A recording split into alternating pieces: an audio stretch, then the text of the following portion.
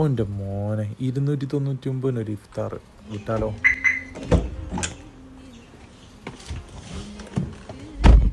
Mobile കച്ചവടക്കാരെല്ലാവരും കൂടിയിട്ട് കുന്നമംഗലത്തെ നമ്മൾ mobile കച്ചവടക്കാരെല്ലാവരും കൂടിയിട്ടുള്ളൊരു നോമ്പറാണ് കേട്ടോ. അപ്പോൾ എങ്ങനെയാണ് നോക്കല്ലേ. ഇപ്പോൾ കടയിലെത്തി ചെക്കന്മാരൊക്കെ കൂട്ടിയിട്ട് ഇറങ്ങുകയാണ് കേട്ടോ. ഷട്ടറൊക്കെ താത്താൻ വരെ തല്ലുംപിടിയാണല്ലോ പഠിച്ചോനെ. വേഗം താത്തിയടാ, വേഗം വേരി വണ്ടിയിലേക്ക് കയറി.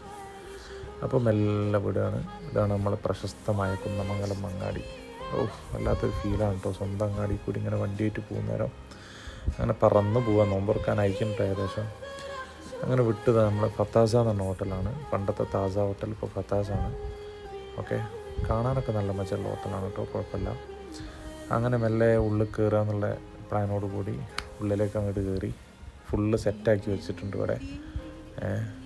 അത്യാവശ്യം കട്ട് ഫ്രൂട്ട്സ്, 2 സ്നാക്സ്, പിന്നെ ഒരു ജ്യൂസ് ഒക്കെ ഉണ്ട്. നമ്മളിവിടെ ബാൽക്കണിയിലാട്ടോ ഇരിക്കുന്നത്.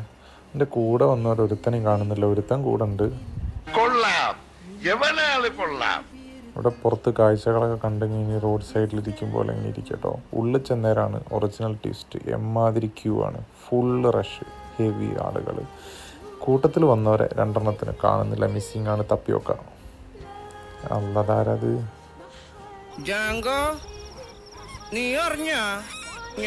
വേറൊരുത്തനും കൂടി ഉണ്ടായിരുന്നല്ല.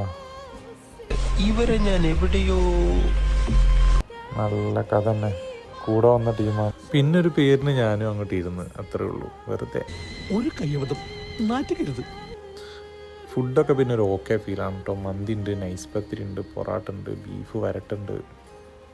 അങ്ങനെ ഫുഡൊക്കെ കഴിച്ച് പരിപാടി നടത്താൻ കാരണക്കാരായ മെയിൻ 2 ആൾക്കാരുണ്ടോ, ഷാഹിൻകായും ഹാരിസ്കായും. വേറെയും കുറേ ആൾക്കാരുണ്ട് കേട്ടോ, ഓരോന്നും പേരെടുത്ത് പറയുന്നില്ല. അങ്ങനെ അവരോടൊക്കെ സലാം പറഞ്ഞ് മെല്ലെ ഇറങ്ങി. ഇനിയിപ്പോൾ എന്താ, നമ്മളെ പണി തന്നെ, ബാക്ക് ഓൺ ഡ്യൂട്ടി. കടയിലേക്ക് കയറുക, പണിയെടുക്കുക. അപ്പോൾ അങ്ങനെയൊക്കെയാണ് കാര്യങ്ങൾ. പിന്നെന്താണ്, പിന്നെ എന്തില്ലേ. അപ്പോൾ ഓക്കെ, ബൈ.